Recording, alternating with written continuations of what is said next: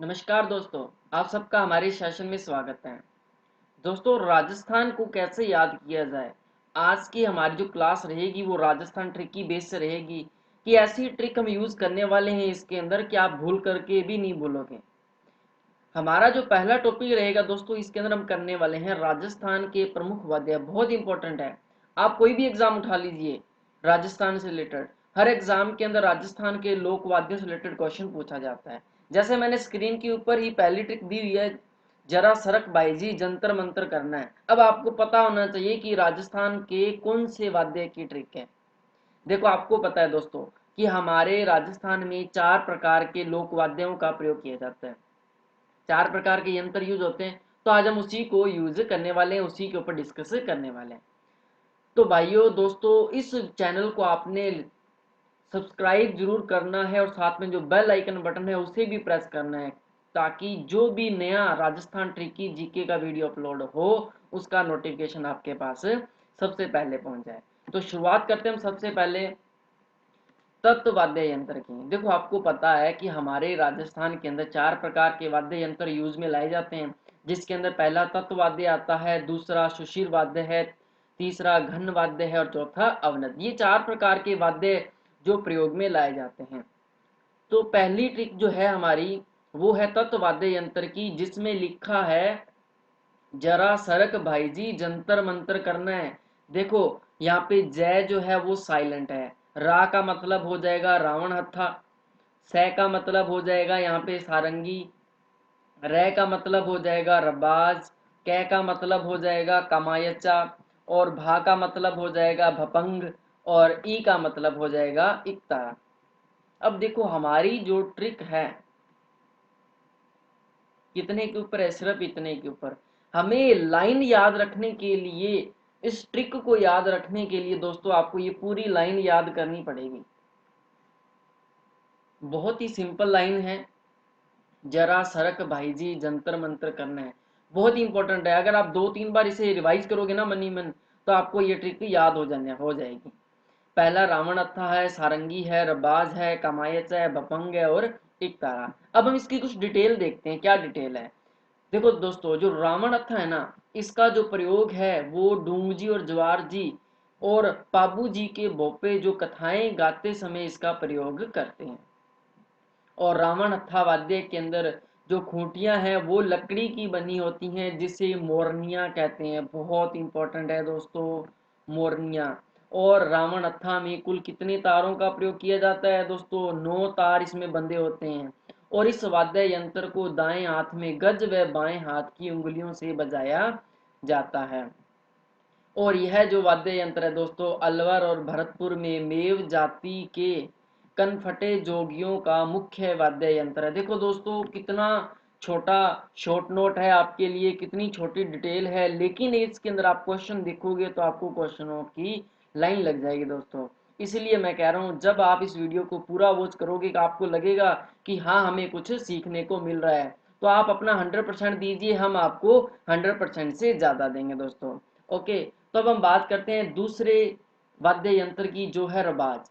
ये जो रबाज वाद्य यंत्र है, दिखने में किसके जैसा होता है? सारंगी के जैसा होता है, जिसे वादन नखवी जवा मिजराब से बनाया जाता है। और जो रावल लोग होते हैं ना, वो अपने लोक नाट्य और रम्मत कार्यक्रमों में इसे प्रयोग में लाते हैं, इसे बजाया जाता है। और यह जो वाद्य यंत्र है दोस्तों, वो रावलों की रम्मत के लिए प्रसिद्ध है। वो तो आएगी ऊपर कि जो कार्यक्रम, रम्मत कार्यक्रमों के अंदर इसका प्रयोग किया जाता है। अब इसके अंदर मेन इंपॉर्टेंट क्या चीज है? देखो, इसका प्रयोग किसके द्वारा किया जाता है? रावल जाति के द्वारा किया जाता है। रावल सर्वाधिक इसका प्रयोग करते हैं। आज तरह के एग्जाम के अंदर क्वेश्चन इसी तरह के पूछते हैं कि रवाज का जो प्रयोग है, इस वाद्य यंत्र का प्रयोग किस समुदाय के द्वारा किया जाता है दोस्तों? 4 समुदाय आ जाएंगे और हमें पता भी नहीं चलता कि इसका आंसर क्या होगा। तो आपने ध्यान में रखना है रावल। तीसरा आ जाएगा इसके अंदर सारंगी। ये जो सारंगी है वो तत्व वाद्य यंत्रों में सर्वश्रेष्ठ मानी जाती है। इसका जो निर्माण है वो सागवान की लकड़ी से होता है। और इसे वादन, इसका जो वादन है वो गज से होता है। इसके अंदर कुल कितने तार होते हैं? 27 तार। हमने पीछे पढ़ा था 9 तार किस में बंधे होते हैं? 9 तार बंधे होते हैं रावण हत्था के अंदर, अभी हमने पढ़ा था इसको। और सारंगी में कुल कितने तार होते हैं? 27 तार होते हैं। ये जो तार है वो बकरे की आंत या घोड़े की पूंछ के होते हैं। इसका लंगा जाति के लोग गायन के साथ इसका प्रयोग करते हैं, यानी कि सारंगी का प्रयोग सर्वाधिक किस जाति के द्वारा किया जाता है? लंगा जाति के द्वारा इसका प्रयोग किया जाता है। हमने रावल पढ़ा था, रावल जो है वो किस वाद्य यंत्र का प्रयोग करते हैं दोस्तों? बहुत इंपॉर्टेंट है, रवाज। और रावण हत्थे का प्रयोग कौन करते हैं दोस्तों? रावण हत्थे का प्रयोग किसके द्वारा किया जाता है? इसका जो प्रयोग है दोस्तों वो ढूंग जी, ज्वार जी, पाबू जी के जो भोपे होते हैं ना, उनकी कथाएं को गाने के लिए गाया जाता है। और देखा जाए तो वास्तविक रूप से इसका प्रयोग जो है वो मेव जाति के द्वारा होता है। ओके, अब हम बात करेंगे आगे 4 नंबर पॉइंट की। 4 नंबर आता है कामायचा। ये भी किसकी तरह होता है दोस्तों? सारंगी के समान होता है। ये कामायचा जो है दोस्तों वो जैसलमेर और बाड़मेर क्षेत्र में मांगणियारों के द्वारा प्रयोग में लाया जाता है। इसका प्रयोग कौन करता है? मांगणियार। और जो नाथपंथी साधु होते हैं दोस्तों, नाथपंथी साधु भी भर्तहरि और गोपीचंद की कथा के गीत कामायचा पर गाए जाते हैं। और इसके अंदर कुल कितने तार होते हैं? इसमें कुल 16 तार होते हैं। बहुत इंपॉर्टेंट है, आजकल एग्जाम के अंदर इसी तरह के क्वेश्चन आते हैं दोस्तों। नेक्स्ट हम बात करेंगे एक तारा की। एक तारा जो वाद्य यंत्र है वो गोल तुम्बे में बांस की डंडी फंसा करके उसमें खूंटी लगा करके 2 तारें कस दी जाती हैं दोस्तों। यानी कि इसके अंदर कुल कितनी तारों का प्रयोग किया गया? इसमें 2 तारों का प्रयोग किया गया है। और इसका निर्माण किससे होता है? तुम्बे से होता है। और इस वाद्य यंत्र को एक हाथ में पकड़कर बजाया जाता है तथा दूसरे हाथ में करताल रखते हैं दोस्तों। नेक्स्ट आ जाएगा इसके अंदर भपंग। ये जो भपंग है दोस्तों वो किसकी तरह होता है? पीपे के समान होता है, पीपे की तरह होता है। और यह भी तुम्बे को काट करके बनाया जाता है। जिस प्रकार एक तारे का प्रयोग किया गया, निर्माण किया गया, उसी तरह भपंग का भी निर्माण किया जाता है। और यह जो वाद्य यंत्र है दोस्तों किस इलाके में प्रसिद्ध है? मेवात इलाके में प्रसिद्ध है। और इसे अलवर क्षेत्र के कनफटे जोगी बजाते हैं। हमने पीछे भी दोस्तों कनफटे जोगी पढ़े थे। कनफटे जोगी कौन से वाद्य यंत्र का प्रयोग करते हैं दोस्तों? बहुत इंपॉर्टेंट है, रावण हत्थे का हमने पढ़ा था अलवर क्षेत्र के अंदर। ये देखिए यहाँ पे रावण हत्था जो है यह वाद्य अलवर भरतपुर में मेव जाति के कनफटे जोगियों का प्रमुख वाद्य है। तो यानी कि हम यहाँ ऐसे कह सकते हैं कि ये जो कनफटे जोगी जो हैं, जो साधु जो हैं, वो किस इलाके के हैं? मेवात यानी कि अलवर क्षेत्र के हैं दोस्तों। बहुत इंपॉर्टेंट है। नेक्स्ट आ जाएगा दोस्तों हमारा दूसरा पॉइंट, घन वाद्य यंत्र। इसकी ट्रिक देखिए दोस्तों, बहुत ही सिंपल सी है। थाली मांझो झंडू खड़ा घूम रहा, यानी कि अपने बोलते हैं ना किसी आम भाषा के अंदर, जहाँ आपने जो खाना खाया थाली मांझ लो, ऐसे खड़ा क्या देख रहा है झंडू सा कहीं का। तो ऐसी ही कुछ ट्रिक है दोस्तों। थाली मांझो झंडू खड़ा घूम रहा है। थाली से हो जाएगा थाली, मांझ से मंजीरा, झंडू से झांझ, खड़ा से खड़ताल और घूम से घुंघरू। ये दोस्तों बहुत इंपॉर्टेंट है। जो कौन से वाद्य यंत्र हैं? घन वाद्य यंत्र हैं। अब इसकी कुछ डिटेल देखते हैं। आपको ट्रिक तो याद होगी, अगर नहीं हुई तो दोस्तों बहुत सिंपल है, 2 बार रिवाइज करोगे, 3 बार रिवाइज करोगे तो आपको ट्रिक याद हो जाएगी। बहुत ही सिंपल है। इसके देखो महत्वपूर्ण जो तथ्य हैं, जो डिटेल है, जो थाली है ना, ये किसकी बनी होती है? ये कांसे की बनी होती है। और इसका जो प्रयोग है वो किस में किया जाता है? चरी नृत्य में किया जाता है। थाली वाद्य यंत्र का जो प्रयोग है वो चरी नृत्य में किया जाता है। दूसरा आ जाएगा इसके अंदर मंजीरा। इसका जो निर्माण है वो पीतल और कांसे से मिलकर के किया जाता है। एक मिश्रित धातु है जिसे गोल करके उसके मध्य में छेद करके मंजीरे बांध दिए जाते हैं दोस्तों। और इसका जो प्रयोग है वो कामड़ जाति के द्वारा किया जाता है। कामड़ जाति की जो महिलाएं हैं दोस्तों वो 13 ताली नृत्य में इसका प्रयोग करती हैं। ऊपर हमने थाली पढ़ा था, इसका प्रयोग किसके अंदर होता है? चरी नृत्य के लिए किया जाता है। और मंजीरे का प्रयोग किसमें होता है? 13 ताली नृत्य में। किस समुदाय की, किस जाति की महिलाओं के द्वारा? कामड़ जाति की। तीसरा आ जाएगा दोस्तों इसमें झांझ। ये जो झांझ है ना, इसका जो निर्माण है वो 1 फीट लंबी लकड़ी पर किया जाता है। इसमें लोहे के गोल गोल टुकड़े लगा दिए जाते हैं। और इसका आकार दोस्तों किसके समान होता है? धनुष के समान होता है। और इस यंत्र का जो प्रयोग है वो किस नृत्य के लिए किया जाता है? कच्छी घोड़ी नृत्य के समय शेखावटी क्षेत्र में इसका प्रयोग किया जाता है दोस्तों। तीनों ही समझ गए आप। थाली का प्रयोग चरी नृत्य में, मंजीरे का प्रयोग तेरह ताली में और झांझ का प्रयोग कच्छी घोड़ी नृत्य में। ओके दोस्तों, बहुत बहुत सिंपल है अगर आपने आराम से इसे समझा और लास्ट तक आपने अगर इसे देखा। नेक्स्ट आ जाएगा खड़ताल। ये जो खड़ताल है ना, इसका जो निर्माण है वो लकड़ी के चार टुकड़ों के मध्य धातु के छल्ले लगा करके किया जाता है।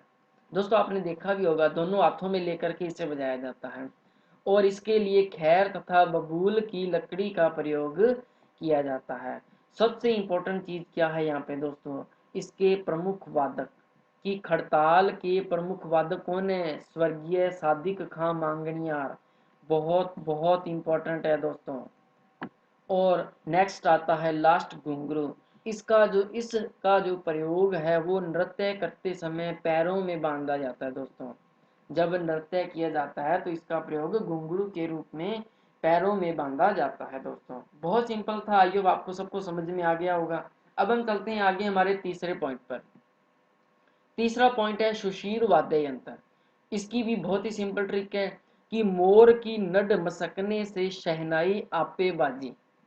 मोर की नड, नड मतलब बोलते हैं ना अपने गर्दन को, कई बार बोल देते हैं नस जिसको बोलते हैं अपने, कि मोर की नड मसकने से शहनाई आपे बाजी। देखो मोर से क्या हो जाएगा? मोरचंग हो जाएगा, नड से नड वाद्य हो जाएगा, मस्कने से मसक हो जाएगा, से सतारा हो जाएगा। बहुत सिंपल है अगर आपने अच्छे से देखा तो दोस्तों। शहनाई तो हो ही गई, आ से हो जाएगा अलगोजा हो जाएगा, पे से पुंगी हो जाएगा और बजी से बांसुरी हो जाएगा। क्या बजी? बांसुरी बजी। ओके दोस्तों, पुंगी बजी, बांसुरी बजी, अलगोजा बजा। तो बहुत ही सिंपल है दोस्तों, दोबारा देख लीजिए एक बार कि मोर की नड मसकने से शहनाई आपे बाजी। मोर से मोरचंग हो जाएगा, नड से नड वाद्य, मसकने से मसक, से सतारा, शहनाई से शहनाई, आ से अलगोजा, पे से पुंगी और बजी से बांसुरी। ओके, अब हम इसकी कुछ डिटेल देखते हैं, इसके कुछ महत्वपूर्ण तथ्य देखते हैं कि ये जो मोरचंग है इसका जो प्रयोग है ना वो होंठों के मध्य रख करके किया जाता है। होंठों के बीच में रख करके इस वाद्य यंत्र को बजाया जाता है और इसका जो सर्वाधिक प्रचलन है वो रेगिस्तानी क्षेत्र में किया जाता है।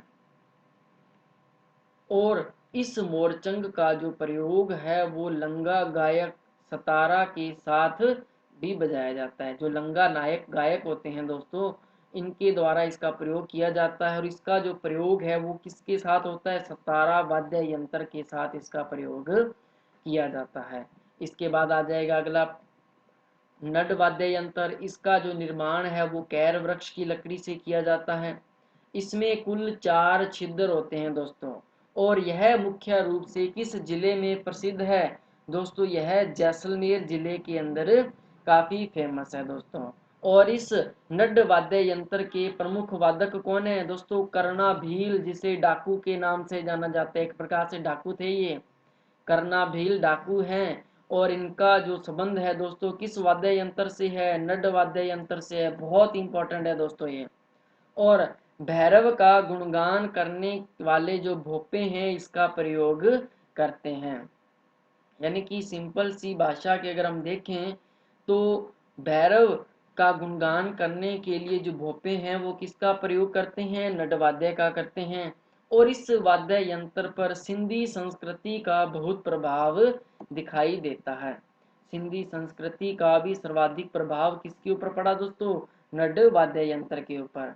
नेक्स्ट हम चलेंगे आगे। मसक। मसक का निर्माण होता है दोस्तों चमड़े से और इसका जो प्रचलन है, सर्वाधिक जो प्रचलन है वो अलवर और सवाई माधोपुर जिले के अंदर है। सबसे इंपॉर्टेंट चीज यहाँ पे ये है कि इसे अंतर्राष्ट्रीय स्तर पर प्रसिद्धि दिलाने का जो कार्य था दोस्तों वो श्रवण कुमार ने किया था। अंतर्राष्ट्रीय स्तर पर इसे प्रसिद्धि किसने दिलवाई थी दोस्तों? श्रवण कुमार ने इसे प्रसिद्धि दिलाई थी। ध्यान में रखना है आपने, बहुत बहुत इंपॉर्टेंट है। नेक्स्ट है आगे शहनाई। शहनाई का जो निर्माण है वो किससे होता है? सागवान की लकड़ी से होता है और इसका आकार कैसा होता है दोस्तों? चिलम के समान इसका आकार होता है। और इसके अंदर शहनाई के अंदर कुल कितने छेद होते हैं? 8 छेद होते हैं। और इसका जो प्रयोग है वो विवाह के अवसर पर बधाई के लिए किया जाता है। जब बधाई देने जाते हैं तब इसका प्रयोग किया जाता है। इसे नफीरी या सुंदरी भी कहते हैं। शहनाई को दोस्तों किस नाम से जाना जाता है? नफीरी या सुंदरी के नाम से भी जाना जाता है। नेक्स्ट है दोस्तों इसके अंदर, और हाँ इसके अंदर आपने एक चीज और ध्यान में रखनी है कि शहनाई के जो प्रमुख वादक हैं वो कौन हैं? शहनाई के प्रमुख वादक हैं बिस्मिल्लाह खां। बहुत इंपॉर्टेंट है ये। शहनाई के प्रमुख वादक कौन है दोस्तों? बिस्मिल्लाह खां इसके प्रमुख वादक हैं। अब हम आगे चलेंगे इसके अंदर। अलगोजा। अलगोजा की अगर हम बात करें, इसका जो प्रयोग है दोस्तों वो भील और कालबेलिया जनजाति के द्वारा किया जाता है। अलगोजे का प्रयोग भील और कालबेलिया जनजाति द्वारा कोटा, बूंदी, अजमेर, अलवर क्षेत्र के गुर्जन, मेव और धाकड़ जाति के लोग इसे बजाते हैं। दोस्तों बहुत ही इजी है, बहुत ही सिंपल है। नेक्स्ट आ जाएगा इसके अंदर पुंगी। पुंगी का जो प्रयोग है आपको पता ही है दोस्तों, स्पेरा जाति के द्वारा किया जाता है। ये जो है वो किस समुदाय से संबंधित है दोस्तों? कालबेलिया समुदाय से संबंधित है। और स्त्रियों के नृत्य के समय दोस्तों इसका प्रयोग किया जाता है, इसे बजाया जाता है। नेक्स्ट आ जाएगा इसके अंदर बांसुरी। बांसुरी के अंदर दोस्तों कुल 7 छेद होते हैं और इसके प्रमुख वादक हैं दोस्तों हरि प्रसाद चौरसिया। बहुत इंपॉर्टेंट है दोस्तों। अब तक हमने 3 से 4 प्रतिवादक कर लिए हैं। बांसुरी के प्रमुख वादक कौन है? हरि प्रसाद चौरसिया हैं दोस्तों। नेक्स्ट है इसके अंदर चौथा पॉइंट आ जाएगा अवनद वाद्य यंत्र। ये जो अवनद वाद्य यंत्र है दोस्तों, इसकी ट्रिक बहुत ही सिंपल है। मामा ढोना चक। मामा ढोना चक। देखो दोस्तों थोड़ा सा आपको कठिन तो लगेगा कि कैसे इसका यूज किया जाए दोस्तों, कैसे इसका प्रयोग किया जाए। बहुत बहुत सिंपल है। देखें दोस्तों कि माँ से क्या हो जाएगा? मृदंग हो जाएगा। ढो से क्या हो जाएगा? ढोल हो जाएगा। च से क्या हो जाएगा? चंग हो जाएगा। और माँ से क्या हो जाएगा? मांदल हो जाएगा। और ना से क्या हो जाएगा? नगाड़ा हो जाएगा। और ख से क्या हो जाएगा? खंजरी हो जाएगा। यहाँ थोड़ा सा शब्द ऊपर नीचे हो गए हैं। ओके, यहाँ थोड़ा सा शब्द ऊपर नीचे हो गए हैं। आई होप आप लोग समझ गए होंगे। ट्रिक तो यही रहेगी, मामा ढोना चक। माँ से मृदंग और माँ से क्या आ जाएगा? मांदल आ जाएगा। ढो से ढोल आ जाएगा और ना से नगाड़ा आ जाएगा। च से चंग आ जाएगा और ख से खंजरी आ जाएगा। अब इसकी कुछ हम डिटेल देख लेते हैं अवनद वाद्य यंत्रों की। मृदंग, इसे पंखाबज भी कहते हैं। और इसके प्रमुख वादक कौन है? पुरुषोत्तम दास। बहुत इंपॉर्टेंट है कि मृदंग वाद्य यंत्र के प्रमुख वादक कौन है? पुरुषोत्तम दास। इसके बाद आ जाएगा ढोल। ढोल का जो निर्माण है दोस्तों वो लोहे या लकड़ी के गोल घेरे पर दोनों तरफ चमड़ा चढ़ा करके किया जाता है, मड करके किया जाता है। यहाँ थोड़ा सा मिसप्रिंट है, मड कर। इसके बाद आ जाएगा चंग। चंग का जो प्रयोग है दोस्तों वो कालबेलिया जाति के द्वारा किया जाता है। और इसका जो प्रयोग है दोस्तों वो शेखावटी क्षेत्र में होता है। चंग नृत्य के समय इसका प्रयोग किया जाता है। इसे ढप या डफ के नाम से भी जाना जाता है। जिसे अपने बोलते हैं ना डफली बजाओ, गाना भी आता है दोस्तों एक, डफली बजाओ। तो इसी के नाम पर ही दोस्तों इस गाने को तैयार किया गया था। और आपने देखा भी होगा डफली का चंग को दोस्तों। बहुत ही इजी है। आई होप सबको ट्रिकें बहुत मस्त लगी होंगी दोस्तों। अगर आप इंटरेस्टिंग के साथ करोगे ना, आपको एक भी ट्रिक ऐसी नहीं लगेगी कि जो आपको नहीं आएगी बाद में। ओके, नेक्स्ट आता है इसके अंदर मांदल। ये जो मांदल है ना दोस्तों ये मिट्टी का बना होता है और यह आदिवासियों का प्रमुख ग्रंथ होता है। मांदल जो है दोस्तों वो आदिवासियों का प्रमुख ग्रंथ होता है। और ये जो आदिवासी हैं दोस्तों इसके अंदर भील और ग्रासिया जाति बहुत ही फेमस है। सर्वाधिक प्रयोग इनके द्वारा ही किया जाता है। और नेक्स्ट आ जाएगा इसके अंदर नगाड़ा। सामान्यतः 2 नगाड़े एक साथ बजाए जाते हैं। यहाँ सामान्यतः एक साथ 2 नगाड़े एक साथ ही बजाए जाते हैं दोस्तों। आपने देखे भी होंगे, एक तो बड़ा नगाड़ा होता है और एक छोटा होता है। इसे नवकारा, बम और टामक भी कहा जाता है। बहुत इंपॉर्टेंट है ये। नगाड़ा को किस नाम से पुकारा जाता है? नवकारा, बम और टामक भी कहते हैं। रामकिशन सोलंकी को रामकिशन सोलंकी को नगाड़े का जादूगर कहा जाता है दोस्तों। बहुत इंपॉर्टेंट लाइन है दोस्तों यहाँ पे कि नगाड़े का जादूगर किसे कहते हैं दोस्तों? रामकिशन सोलंकी को कहा जाता है। और लास्ट आ जाएगा इसके अंदर खंजरी। यह जो है दोस्तों, इसका जो निर्माण है वो आम की लकड़ी से होता है। इसका प्रयोग कामड़ और भील जाति के द्वारा किया जाता है। इसे कामड़ और भील जातियों द्वारा बजाया जाता है। बहुत ही इंपॉर्टेंट थे दोस्तों ये हमारे जो राजस्थान के प्रमुख लोक वाद्य यंत्र थे। आई होप आप सबको समझ में आ गया होगा। और इसी तरह की राजस्थान ट्रिकी जीके देखने के लिए, अच्छे से अपने जीके को स्ट्रॉन्ग करने के लिए दोस्तों, आप हमारे इस ट्रिकी जीके क्लास को देखने के लिए आज ही अभी हमारे इस चैनल को सब्सक्राइब करें और इस वीडियो को दोस्तों आप इतना शेयर करें कि सभी लोग इसका फ़ायदा उठा सकें। और साथ में दोस्तों इस वीडियो को लाइक और कमेंट जरूर करें कि आपको ये बताना है कि आपको हमारा वीडियो कैसा लगा है। तो मिलते हैं नेक्स्ट क्लास में, तब तक के लिए दोस्तों गुड बाय।